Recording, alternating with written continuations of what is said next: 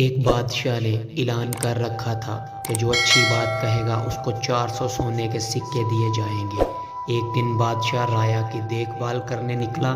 اس نے دیکھا ایک 90 سال کی بوڑھی عورت زیتون کے پودے لگا رہی ہے۔ بادشاہ نے کہا، تم 5-10 سال میں مر جاؤ گی اور یہ درخت 20 سال کے بعد پھل دیتا ہے، تو اتنی مشقت کرنے کا کیا فائدہ؟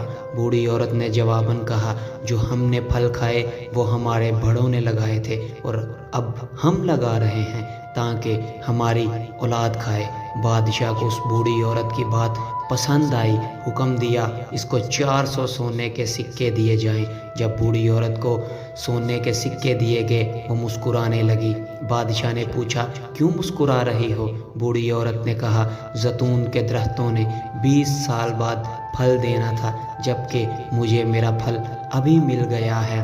بادشاہ کو اس کی یہ بات بھی اچھی لگی اور حکم جاری کیا، اس کو مزید 400 سونے کے سکے دیے جائیں۔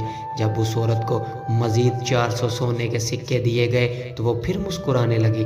بادشاہ نے پوچھا، اب کیوں مسکرائی؟ بوڑھی عورت نے کہا، زیتون کا درخت پورے سال میں ایک دفعہ پھل دیتا ہے، جبکہ میرے درخت نے 2 بار پھل دے دیے ہیں۔ بادشاہ نے پھر حکم دیا، اس کو مزید 400 سونے کے سکے دیے جائیں۔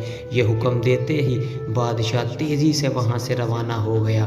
وزیر نے کہا، حضور آپ جلدی سے کیوں نکل آئے؟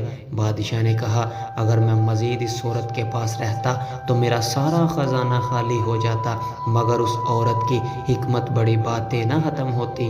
اچھی بات دل مو لیتی ہے، نرم رویہ دشمن کو دوست بنا دیتا ہے، حکمت بڑا جملہ بادشاہوں کو بھی قریب لے آتا ہے۔ اچھی بات دنیا میں دوست بڑھاتی اور دشمن کم کرتی ہے اور آخرت میں ثواب کی کثرت کرتی ہے۔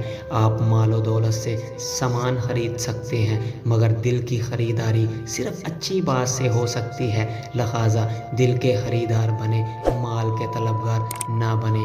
ایسی مزید اچھی ویڈیو دیکھنے کے لیے ہمارے چینل کو سبسکرائب کیجیے۔ جزاک اللہ۔